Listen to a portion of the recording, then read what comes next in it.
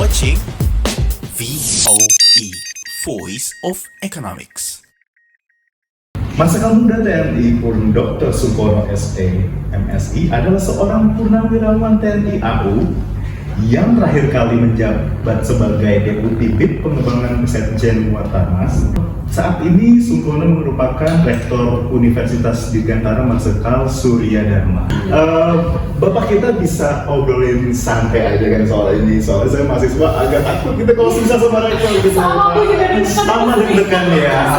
Tapi kali ini kita mungkin ingin tahu banget gitu dari perjalanan Bapak Dr. Supono ini, dari awal perjalanan karirnya sampai sekarang itu seperti apa sih? Mungkin Bapak bisa jelaskan ini dari awal. Saya boleh menyapa Alvin dulu ya? Oh boleh, silahkan. Senang sekali Pak.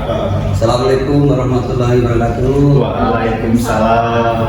Perkenalkan, saya Marsikal Muda TNI Purnawirawan Dr. Supono SMSI yang tadi sudah dijelaskan Ya. bahwa memang dulu saya pernah menjabat sebagai Deputi Pengembangan Dewan Kehormatan Nasional. Kalau kita ceritakan riwayat jabatannya banyak sekali, jadi TNI AU ya, pernah menjadi penerbang Hercules sampai jadi komandan skadron Hercules, sampai jadi komandan lanut di Aceh juga pernah jadi komandan lanut di Abdurrahman Saleh, dan pernah juga menjadi panglima Kosek Tunas 3. Ini pengalaman yang istilahnya jabatan-jabatan yang strategis yang pernah saya emban. Untuk posisi ini sebetulnya buat saya memberikan warna dan pengalaman sampai saya bisa seperti ini. Itu yang membesarkan adalah saya lahir dari TNI Angkatan Udara. Lahir dari TNI Angkatan Udara gitu. Jadi pas Bapak menjabat sebagai ya tadi yang perjalanan Bapak ini ya, itu memberikan sebuah esensi nggak sih Pak? Maksudnya esensi dalam kata arti Bapak menjalaninya dengan secara fun atau secara senang, tanpa beban atau seperti apa Pak? Ya pasti itu. Pasti Karena ya? sebagai profesi kan tentunya ini harus disenangi, harus dicintai, dan harus dihargai. Tentunya tugas-tugas itu membawa amanah untuk bangsa dan negara yang kita cintai. Amanah apa? Terkait dengan tugas pertahanan keamanan. Contohnya saya mendapat tugas sebagai penerbang Hercules. Tentunya saya akan mengamankan seluruh penumpang yang ikut saya. Alhamdulillah selama saya di penerbang itu tidak ada sedikit pun eksiden maupun insiden ya. Ini karena semua pertolongan dari Allah. Kalau tidak ditolong sama Allah saya nggak akan bisa melakukan itu. Iya betul. Ya, itu. Saya juga banyak mendidik para kapten pilot itu, cukup banyak sekali. Cukup banyak. Rilis itu kurang lebih ada 9 kapten pilot yang saya rilis dari Hercules itu. Kurang lebih sekitar itu. Itu alhamdulillah semuanya mereka aman, selamat, dan mereka juga ada yang sudah purna, ada yang masih di satuan-satuan di TNI Angkatan Udara. Alhamdulillahnya Bapak sudah bisa memberi apa sih namanya positif ke lingkungan juga ya Pak ya, dan salah satunya anak-anak milenial zaman sekarang. Iya kan, bener banget kan. Nah kebetulan setelah perjalanan Bapak ini otomatis kan ada ininya ya Pak ya. Dalam kata arti ketika Bapak udah mau pensiun, apa sih sekiranya ininya Bapak, apa sih namanya planningnya Bapak untuk kedepannya gitu? Ya, jadi sebelum pensiun memang saya kelihatannya sudah apa ya, takdir ya. Takdir sudah dituntun sama Allah itu ya. Dituntun. Kok begitu saya awal-awal dulu kok senang saya kuliah. Saya senang kuliah pada waktu tahun 90-an itu saya ngambil S1, 99 saya ngambil S2, kan tahun sudah pangkat Marsikal saya ambil S3 di Brawijaya. Nah ini sepertinya sudah dituntut diarahkan. Nah yang betul-betul kenapa saya harus istilahnya punya kesenangan atau kesan kesana itu saya tidak tahu, karena dorongan dari dalam yang keinginan saya untuk menjadi guru itu besar sekali, sehingga saya pun dapat kesempatan menjadi direktur pendidikan di Akademi Angkatan Udara, mengajar di Sekbang, kemudian juga di Sisko, di Sekawe. Di Sisko juga pernah Bapak? Karena passion yang terbentuk seperti itu seolah-olah itu kita sudah mengarah ke sana gitu. Di dinas pun juga kita mengarah ke sana. Ini kondisi ini yang membawa akhirnya begitu kita sudah pensiun, saya tidak istilahnya banyak kegiatan yang di luar ya. Tentunya menjadi tanggung jawab saya untuk di Dewan Tanah Nasional. Saya sudah ditawarin untuk menjadi wakil rektor di Unsurya. Itu tahun berapa Pak? Tahun 2021. 2021 itu ditawari untuk menjadi wakil rektor. Gak lama kemudian setelah 8 bulan ya, saya jadi wakil rektor, sudah ditawarin untuk ikut sidang senat ya, pemilihan rektor itu untuk menjadi rektor gitu ya. Menariknya juga, iya nggak sih Tak? Karena Bapak ini passionnya di bidang pendidikan, pas banget kan jadinya. Memang betul kata Bapak kan itu, semua udah ada jalannya. Semua ada jalannya. Jadi Allah menuntun Bapak untuk suka di dunia pendidikan, cara suka mengajar dan sebagainya. Dan ini endingnya gitu kan. Iya. Tapi Bapak nggak ngerasa pengen ya, Bapak kan sudah bekerja dari muda Pak. Kadang kan kita ada rasa pengen sama keluarga. Izin Bapak udah punya cucu? Sudah. Nah, pengen main sama cucu, pengen honeymoon lagi nih sama istri. Ada tua. Ya, pasti ini semua sudah menjadi pertimbangan ya. Saya dengan istri, ya memang istilahnya adalah kita pensiun, kita bermain dengan cucu. Kan cucu sudah 6 orang ya. Oh, banyak. cucu. Saya anak saya 4, kemudian cucu sudah 6 orang. Nah, artinya kita misalnya kalau per bulan kita gilir ke cucu satunya, berangkat cucu satunya itu udah habis waktunya. Bahwa supaya masa tua saya, hidup saya ini memiliki makna ibadah, sehingga saya coba ilmu yang ada saya ini bisa saya berikan kepada anak-anak kita, kepada anak-anak bangsa. Saya ingin ikut berkiprah untuk mencerdaskan kehidupan bangsa. Itu kiprah saya, supaya akhir hayat saya ini ada nilai ibadah dan bisa saya bawa untuk bekal hidup saya nanti di dunia yang lain gitu kan, di akhirat gitu. Di akhirat. Itu manfaatnya untuk bisa ada berkah baik buat keluarga, juga baik buat kampus, buat mahasiswa, juga buat para sivitas akademika semuanya berkah itu kita harapkan seperti itu. Jadi ibaratnya balance juga di dunia juga Bapak senang untuk menjalani itu, dan itu Bapak sharing juga sesama ibaratnya manusia yang lain ya. Meskipun kita nggak memandang milenial ataupun yang sudah senior juga, Bapak sudah bisa membagi ilmu lah ya, apa yang Bapak udah jalanin dulunya kan. Dan itu tuh masuk ibadah loh, bagus kan ya. Itu bagian dari Alhamdulillah loh, kita sebagai mahasiswa sekaligus saya sebagai karyawan Universitas Dirgantara Laskar Surya Dharma diberikan pimpinannya beramanat seperti Bapak. Alhamdulillah. Nah, untuk Bapak kan berarti baru berapa nih? Baru mau 2 minggu lebih. 2 minggu lebih, 1 hari mungkin ya Pak. Nah, dari program-program 4 tahun ke depan Bapak ngejabat, Bapak udah ada program itu belum sih Pak? Ya. Oh, sudah. Pada waktu kita di pemilihan senat, waktu sidang senat itu sudah saya sampaikan program saya. Ini ada program saya 1 tahun pertama, 1 tahun kedua, 1 tahun ketiga dan keempat. 1 tahun pertama yang program kami adalah bagaimana saya memperkuat sumber daya manusia yang ada di sini, juga memperkuat organisasi yang ada ini. Ini sangat penting. Untuk apa? Ini alat cetakannya. Untuk mencetak mahasiswa ini harus yang bagus, harus cetakannya kan, harus yang kuat, sehingga betul-betul nanti supaya diharapkan hasilnya juga bagus. Ini sedang mulai penataan ya, dan kita tata perubahan-perubahan organisasi dan kita tata, semuanya mengarah kepada program pemerintah yang terkait dengan bagaimana Merdeka Belajar, kampus Merdeka. Kampus Merdeka. Ini perlu kita arahkan sama kita, karena selain kita juga akan membagi knowledge di sini ya, untuk meningkatkan knowledge di sini, juga akan sebagai fasilitator. Nanti sebagai fasilitator untuk mengantarkan mahasiswa itu supaya bisa begitu lulus dari sini itu warnanya itu supaya mampu untuk bekerja. Ini karena sesuai dengan visi dari unsurnya. Fasilitator itu sendiri, Pak. Maksudnya kan ini kita untuk mencetak output yang bagus ya, Pak ya. Dan bagaimana mereka supaya siap nanti ketika ibaratnya sudah masuk dunia kerja gitu loh. Apa maksudnya? program yang lebih bagus tuh seperti apa menurut Bapak?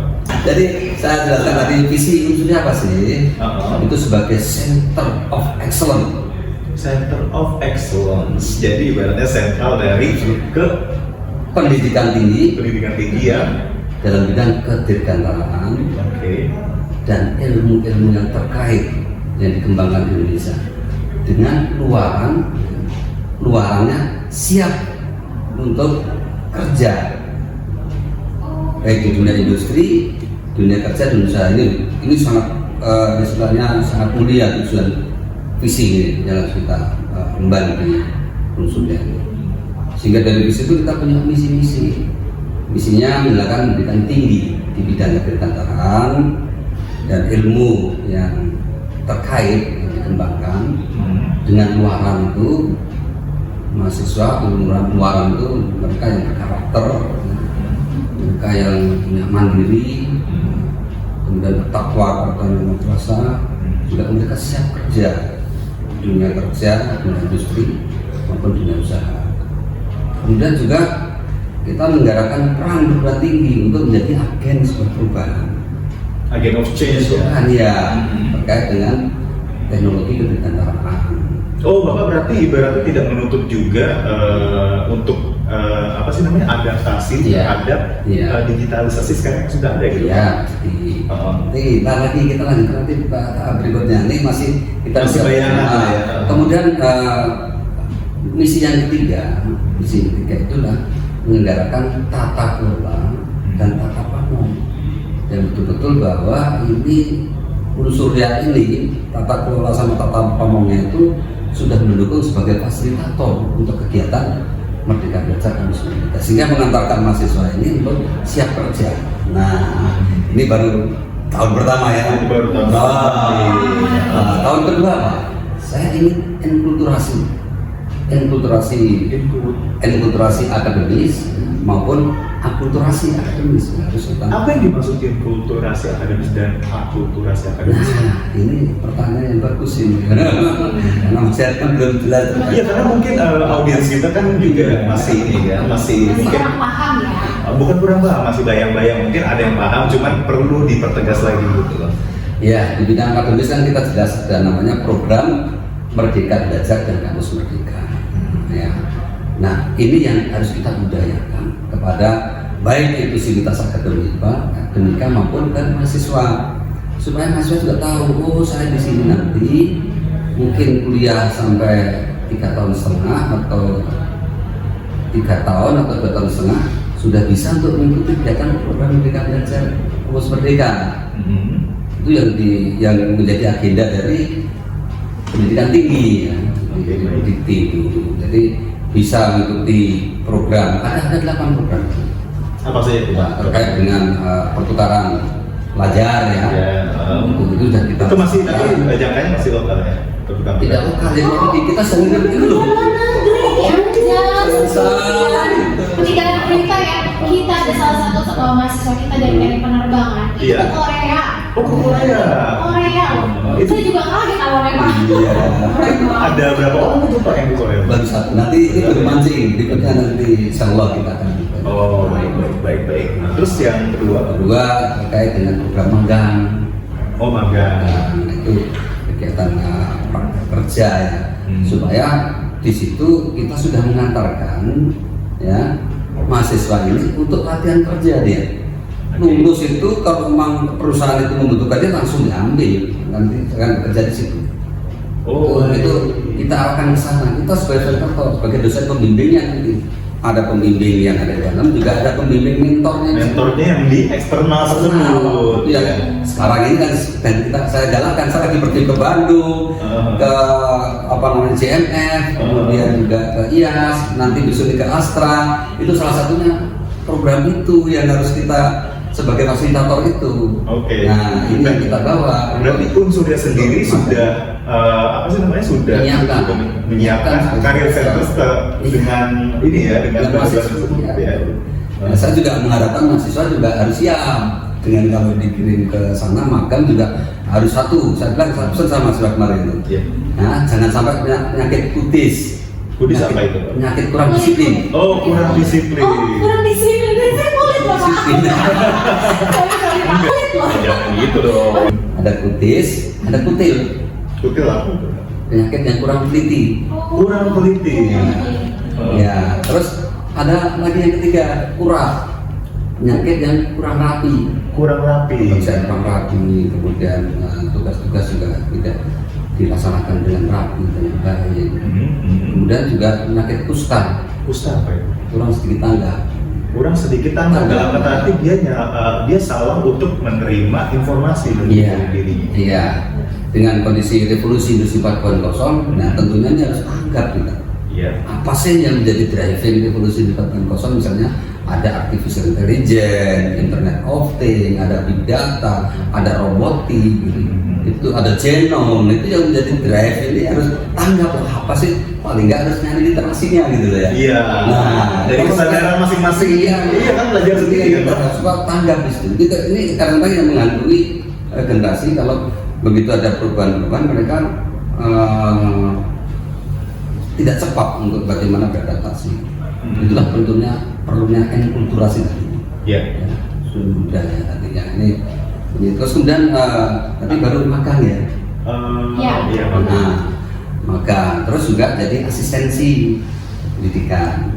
Asistensi pendidikan dalam Kita bisa ngajar misalnya begitu semester ke 6 Iya. atau ke 7 itu kita bisa ngajar atau mahasiswa bisa ngajar di baik itu SD, SMP, SMA. Oh, itu bagus sekali dong. Kalau mereka punya profesi jadi guru atau senang profesi jadi guru. Karena saya dibilang rektornya Gardner itu bahwa setiap manusia itu punya kecerdasan masing-masing. Kita nggak usah khawatir. Ya, jangan sampai dia kecerdasannya dia menjadi durian terus dipaksakan kecerdasan menjadi singkong misalnya atau tidak itu. Makanya kita mengikuti passion masing-masing. Namanya teori multiple intelligence. Oke, siap. Nah, itu yang disampaikan oleh Gardner kan, multiple intelligence ini kan mahasiswa yang masuk ini tidak ada yang bodoh, semuanya pintar. Tapi Dengan bidangnya masing-masing. Nah, bidangnya masing-masing itulah yang akan digarap di Unsurya ini. Kita arahkan, oh kamu ternyata bidang ini, bidang ini, bidang ini kita arahkan mereka untuk kita sebagai fasilitator dan sebagai pembimbing nantinya. Ini baru 3 ya? Iya, baru 3 loh. Baru 3 apa nih? Baru 3. Kalau pas unsur ya, kalau gue sih nggak nyesel. Kalau sih nggak nyesel. Karena banyak banget yang ibaratnya gue juga tadinya emang ada sedikit skeptis, cuma setelah masuk, oh banyak banget yang bisa saya ambil di sini ternyata gitu. Secara nggak langsung jadi testimoni mahasiswa. Testimoni. Jadi mahasiswa di Unsurnya sebenarnya banyak banget yang kreatif, punya ide banyak gitu, dan ibaratnya kita dengan program-program dari Bapak Rektor ini mungkin nanti akan lebih bisa tersalurkan ya Pak ya, dengan baik gitu. Cuman Nah, ini adalah poin yang keempat tadi, wirausaha. wirausaha. Itu ada program wirausaha. Mengantarkan mahasiswa untuk yang punya dia kreativitas yang tinggi tadi, diarahkan untuk bisa berusaha. Nah, nanti diarahkan mereka bagaimana ada yang mengantar untuk mereka mampu berdiri sendiri ya, untuk bisa berwirausaha ya. Dan kami sudah bekerja sama dengan Teknolife ya di Bandung. Mereka juga akan menyiapkan itu untuk bagaimana perangkat programnya itu sudah kita bicarakan kemarin ya. Mari kita ke sana ke Bandung itu dengan para dekan, para wakil rektor, kita program di sana terkait dengan itu. Bagaimana menciptakan mahasiswa itu mampu berwirausaha. Entrepreneurship ini sangat penting. Entrepreneurship ini sangat penting. Jadi supaya jangan sampai mahasiswa begitu lulus dari sini pengen jadi pegawai negeri gitu, tak pengen pegawai. Jadi mereka jadi dikembangkan untuk bisa menjadi punya berdikari lah ya. Itu yang butuh kreativitas dan inovasi tadi. Iya betul. Cuman kalau kita punya kreativitas dan inovasi tanpa ada keinginan kita untuk menerapkannya itu juga percuma kan? Nah, itu menurut Bapak dorongannya seperti apa ya Pak ya? Ini kita sebagai fasilitator.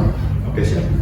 Fasilitator, sehingga pada waktu dia masuk semester 7 atau semester 6 itu bisa mereka arahkan atau kita arahkan ke sana.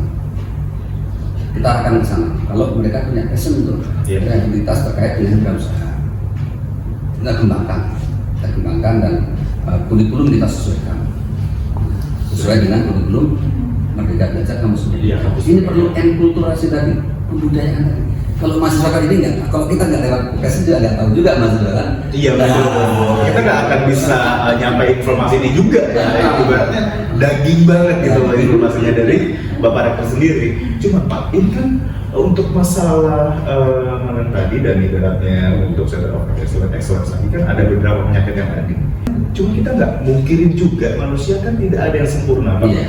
Mungkin kalau yang sempurna robot kali ya. Iya. Karena kita bisa programming dari ininya sendiri kan, kita bisa programming dari sistemnya sendiri. Nah, menurut Bapak bagaimana sih supaya setidaknya menekan penyakit-penyakit yang kayak tadi gitu, kumis, Iya. kurap dan segala macam yang tadi Bapak ini. Ini pertanyaan orang milenial yang bagus sekali ini. Aduh, Bapak bisa aja. Karena terkait dengan kiat-kiat saya juga itu. Saya tuh dari penyakit itu yang pertama adalah bagaimana kita kerja keras. Itu penting kerja keras itu dalam hidup itu. Oke. Definisi kerja keras itu seperti apa Pak? Kerja keras itu ya kita betul-betul apa namanya jiwa raga kita itu kalau begitu dikasih pekerjaan kita full mengerjakan itu. Full mengerjakan itu supaya pekerjaan itu betul-betul bisa terselesaikan dengan baik. Jadi tidak setengah-setengah. Kemudian yang kedua, kerja cerdas. Kita kerja keras, tapi kalau nggak cerdas, salah melulu kerjaan kan. Oh, jadi nabrak-nabrak terus gitu ya. Nggak jelas itu salah. Iya, iya. Kemudian ada kerja tuntas. Itu betul-betul kerjaan setelah kita kerja keras, kerja cerdas, kerja tuntas. Kerjaan itu betul-betul tuntas selesai. Jangan setengah-setengah. Kerjaan belum selesai, udah tinggal pulang gitu. Kalau saya tidak mau menyerahkan tugas. Melaksanakan kiat-kiat itu tuh rasanya saya bekerja tuh rasanya betul-betul menikmati pekerjaan itu. Menikmati pekerjaan. Karena Bapak mencintai tersebut Betul. juga kan. Otomatis kalau sebenarnya tidak ada drive dari cinta itu sendiri, Iya. akan ada unsur keterpaksaan juga nggak sih Pak? Nah, terus yang terakhir itu kerja ikhlas. Kerja ikhlas. Ikhlas itulah yang menentukan bahwa hati kita tuh betul-betul bekerja itu bernilai ibadah. Nah, itulah yang mengangkat kita untuk terhindar penyakit tadi. Semua pekerjaan itu betul-betul dilaksanakan dengan nilai ibadah, maka pekerjaan itu akan membawa berkah buat kita semuanya. Dan kita akan terhindar dari penyakit kutis, kutit, kurap. Seperti itulah yang saya tanamkan ke baik ponakan saya maupun anak saya. Itu. Oh baik. Ini baru berapa? 5 Tipsnya dalam membangun. Ini macam mereka belajar apa diteruskan atau mungkin yang lain? Kebetulan saya punya pertanyaan yang lain juga. Iya. Pak. Ini kan baru ibaratnya intro nih. Tapi untuk masih mungkin ada yang mau masuk ke kampus, Iya. tapi, bingung mau ngambil jurusan apa Pak, terus mau ngambil program apa. Karena kan sekarang cita-cita bukan dari kamu mau jadi apa, tapi kan kemampuan kita itu seperti apa. Nah, mungkin nanti bisa tips dari Bapak, bisa nanti kalau misalnya ada nonton bisa dijadiin untuk untuk bahan pertimbangan. Iya. gitu. Iya, nanti itu ada di sesi terakhir ya. Quote spesial dari Bapak. Iya. Lalu itu di tahun kedua Pak. Untuk tahun ketiga dan keempat gimana? Memperkuat kreativitas dan inovasi. Memperkuat. Di tahun ketiga itu memperkuat. Iya. Supaya apa? Betul-betul di tahun ketiga ini mahasiswa yang ada di Unsurya ini dia punya kreativitas yang tinggi di dalam mengembangkan selain ilmu pengetahuan juga kegiatan-kegiatan yang mereka belajar tadi kita diperkuat. Kewirausahaan yang diperkuat, kemudian juga riset. Tadi risetnya lagi belum masuk ya, riset juga ada karena ada riset juga ada risetnya diperkuat. Kemudian juga magangnya dia juga diperkuat, Digalakin lagi. Kita inovasi. Karena ini penting kreativitas itu. Nah, karena menurut Robert M. Tucker ya seorang pengamat itu bahwa itu sebagai tantangan di abad 21 ini salah satunya adalah kecepatan, inovasi, kreativitas tersebut.